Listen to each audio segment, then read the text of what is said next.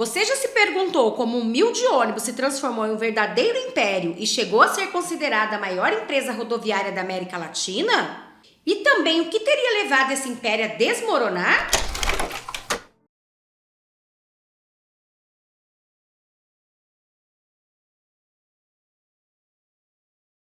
Já vamos começar com a trajetória incrível de Camilo Colla, um visionário empreendedor que transformou um modesto ônibus em um império na estrada do Brasil. Desde os clássicos amarelinho até as modernas inovações que revolucionaram o transporte rodoviário. Descubra agora como Itapemirim deixou sua marca na história das estradas brasileiras. Ah, e não se esqueça de se inscrever no nosso canal, curtir esse vídeo para receber mais conteúdos emocionantes como este. A nossa história começa com um empreendedor visionário chamado Camilo Colla, que encontrou seu caminho rumo ao sucesso e à criação da maior empresa rodoviária da América Latina, a partir de uma pequena cidade chamada Cachoeiro do Itapemirim, no Espírito Santo. Camilo Colla, que nasceu em 1921 e desde jovem já mostrava um talento notável para os negócios. E lá pelos anos de 1949, ele e um sócio adquiriram um simples ônibus intermunicipal, que faziam viagens na região. Era apenas 43 quilômetros percorrido em 6 horas. Mas essa pequena empreitada se tornou a semente de um grande império. E naquela época, Camilo Colla nem poderia imaginar que aquele ônibus humilde seria o início de tudo que se tornaria a aviação Itapemirim. Ele mesmo, para vocês terem uma ideia, era que fazia de tudo. Ele era motorista, cobrador e até mecânico, cuidando assim pessoalmente de cada detalhe do seu negócio. Mas o que realmente fez a empresa crescer foi a visão ousada do Camilo. Ele entendeu então que o transporte por estradas era a melhor opção para o Brasil, um país continental com muitas montanhas e terrenos difíceis. Isso tornava difícil investir em ferrovias. E com fé nesse mercado, foi aí que Camilo expandiu a sua empresa e em 1953 ele fundou a Aviação Itapemirim. Nome que fazia referência à cidade onde tudo começou, o Cachoeiro do Itapemirim. Conforme o tempo passava, a aviação Itapemirim ganhava destaques na região e Camilo então percebeu que era hora de sonhar ainda maior. E foi em 1962 que a empresa se tornou uma sociedade anônima, marcando assim uma nova fase nessa história de sucesso. E foi assim, com determinação e também muito trabalho, que Camilo seguiu seu caminho rumo ao topo. E foi a partir desse momento que a aviação Itapemirim decidiu sonhar ainda mais alto. O compromisso com a qualidade dos serviços oferecidos fez com que a empresa conquistasse novas rotas e também expandisse suas frotas de ônibus. O foco no conforto, na eficiência das viagens, conquistou rapidamente o coração dos passageiros. E foi assim que a aviação Itapemirim tornou-se uma referência no transporte rodoviário da região, conectando com diversas cidades do Espírito Santo e também do Rio de Janeiro. E com determinação e uma equipe dedicada, a empresa de Camilo Colla expandiu suas operações e logo ganhou destaque em todo o país. O mercado do Nordeste se apresentava como uma grande oportunidade e foi assim que a aviação Itapemirim soube aproveitar essa janela para consolidar sua presença em todo o território brasileiro. E foi em 1970 que a Itapemirim já operava nacionalmente, assim atendendo 70% do território brasileiro, com aproximadamente 1.200 ônibus de 2 a 3 eixos. A empresa então se destacava pela sua excelência em seus serviços, oferecendo viagens seguras, confortáveis e pontuais. A Itapemirim não se limitou apenas ao transporte rodoviário de passageiros, não. Ela também expandiu suas atividades em diferentes setores, incorporando assim empresas regionais e consolidando-se como a gigante do ramo do transporte terrestre. E como aconteceu essa inovação e também a evolução do ônibus da Itapemirim? Bom, com a expansão regional consolidada, a Itapemirim não parou de inovar, buscando sempre proporcionar uma experiência cada vez melhor para os seus passageiros. A empresa esteve sempre na vanguarda quando o assunto era oferecer conforto, segurança e comodidade durante as viagens. Só para vocês terem uma ideia, nos anos 70, a Itapemirim deu um passo à frente, trazendo uma grande novidade para o mercado brasileiro: os ônibus leito e executivos. Esses veículos ofereciam um padrão superior de conforto, com poltronas reclináveis, ar-condicionado e espaço amplo para as pernas. Além disso, a Itapemirim inovou ao oferecer serviço de bordo aos passageiros, tornando assim as viagens ainda mais agradáveis e completas. E também com atenção aos detalhes, a empresa conquistou a fidelidade de muitos viajantes, que sabiam que ao embarcar em um ônibus da Itapemirim, teriam sim uma experiência única. E foi com o avanço da tecnologia que a Itapemirim também se reinventou.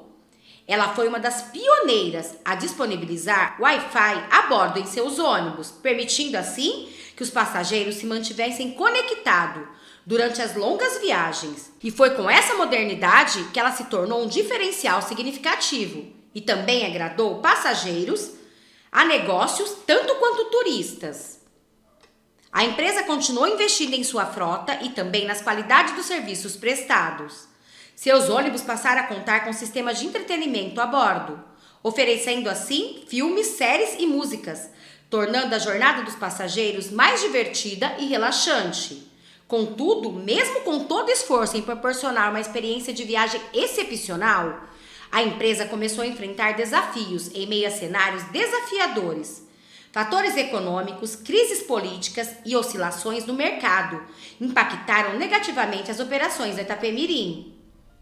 E foi durante o governo de Fernando Henrique Cardoso que o setor de transporte rodoviário de passageiros passou por uma mudança regulatória que afetaram diretamente a Itapemirim. A abertura do mercado para empresas estrangeiras então contribuiu para que o setor da aviação se tornasse cada vez mais acessível, levando muitos passageiros a optarem por viagens aéreas em vez de viagens de ônibus. E foi com essa nova dinâmica que fez com que Itapemirim perdesse parte da sua demanda, especialmente em rotas mais curtas, onde a competição com a companhia aérea ficou mais acirrada. A empresa então precisou adaptar-se a essa realidade, enfrentando assim desafios para manter a sua relevância em meio a uma concorrência tão crescente. Além disso, a Itapemirim também enfrentou desafios internos, como problemas de gestão, conflitos familiares e disputas acionárias, que afetaram assim a sua capacidade de investir na modernização da frota e também na expansão dos seus serviços. E todos esses problemas juntos acabaram prejudicando muito a situação financeira da empresa. Ela ficou cada vez mais endividada e enfrentou dificuldades para manter suas operações de forma sustentável. E foi então que foi preciso buscar alternativas e estratégias para tentar superar essas dificuldades e garantir assim a sobrevivência da Itapemirim. E como aconteceu a queda da gigante? Bom, infelizmente a Itapemirim passou por uma série de problemas que levaram ao seu enfraquecimento. A partir do início de anos de 2000, a empresa entrou em uma fase bem difícil, enfrentando muitas dificuldades financeiras e também operacionais. E o aumento dos gastos com operações, como combustíveis e manutenção dos ônibus, colocou ainda mais pressão nas finanças da empresa. Além disso, a competição acirrada com companhias aéreas e também outras empresas de ônibus afetou sim a Itapemirim, que viu sua parte do mercado diminuir aos poucos. A dívida da empresa se tornou um grande problema, com milhões de reais em débitos acumulados. E foi em 2016, com muitas dívidas de milhões de reais em débitos e também o alto endividamento, junto com dificuldades financeiras, que levou a Itapemirim a entrar com pedido de recuperação judicial. A recuperação judicial deveria ajudar a empresa e reorganizar suas finanças temporariamente, mas infelizmente a situação não melhorou muito. Foi assim que a Itapemirim continuou a ter prejuízos frequentes e também acumular dívidas com credores e processos trabalhistas. E com as regras da NTT, as estradas danificadas que devastaram os ônibus e os custos mais altos foram algumas das razões que contribuíram para a queda da empresa aos longos dos anos. E em meio a essa crise, o empresário Sidney Piva assumiu o comando da Itapemirim, ao comprá-la durante o processo de recuperação judicial. Porém, apesar de suas promessas de reerguer a empresa e também investir nela, não foi possível, infelizmente, mudar essa situação. E com a tentativa de reestruturação, a empresa então resolveu criar a ITA, de linhas aéreas, mas infelizmente a empresa aérea também enfrentou grandes dificuldades financeiras e também operacionais, o que causou ainda mais problemas para o grupo como um todo.